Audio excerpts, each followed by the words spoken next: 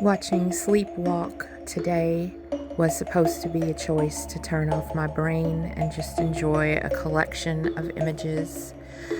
But what I got was a linear plot that made me pay close attention to it, and it had plenty of surreal elements. But it didn't wash over me. I was completely involved in the film, and that's good. Nicky, the star, works in a New York City temp office where no one seems to accomplish anything. One of her coworkers actually tears up paper all day, and a young Steve Buscemi, in what I believe was his second film, arranges and rearranges a pile of slides. And the office manager eats Tayto skin chips all day. Remember those? They've got baked potato appeal because they're made with potatoes and skins that are real.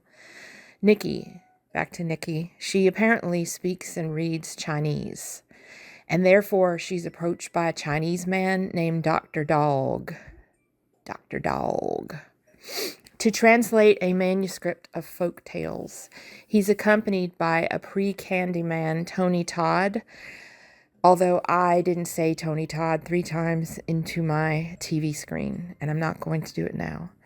Tony's character has 2 mangled hands and is meant to be the enforcer here, though, due to his injuries, he seems more vulnerable than menacing. Nicky's finger spontaneously begins to bleed, and that blood gets on the manuscript they want her to translate, which is, as we all know, a contract to do temp work for a couple of weird guys. As she untangles the folk stories, they begin to cause real-world consequences like alopecia, murder, and kidnapping.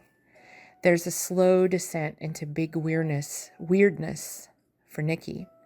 But she's not even the type to notice things like children who demand to be escorted across the street, only to walk back across, or even, sadly, the basic needs of her own child.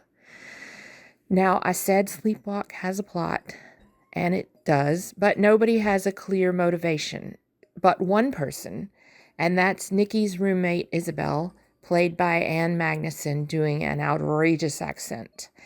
And her motivation is to get her lost hair back, which drives the plot to an accidental kidnapping, which then results in the only real suspense to be had here, even though we're obviously in a neo-noir picture.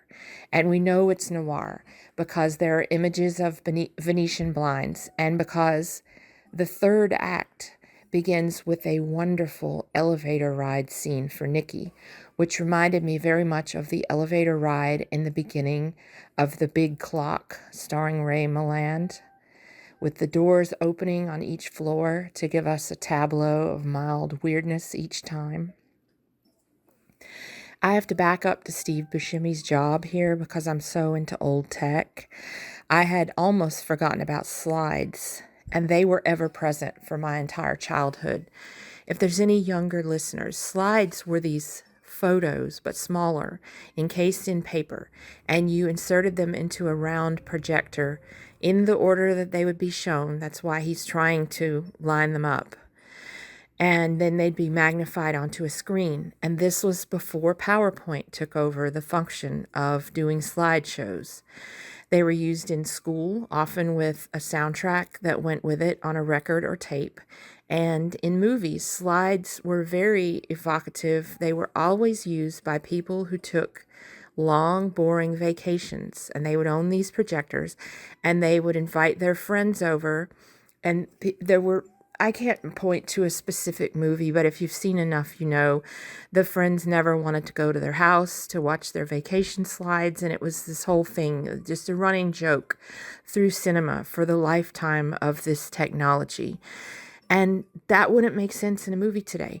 And nobody traps guests into a PowerPoint presentation about their vacation unless they also happen to be recruiting for an MLM. Anyway, Sleepwalk. It builds to a cliffhanger ending that would be resolved with probability or common sense when Nicky, the protagonist, wakes up in a different movie. If you can enjoy a long elevator ride that stops on a lot of floors but never quite gets you where you're going, this is the film for you. It certainly was the film for me today. I might watch it again today.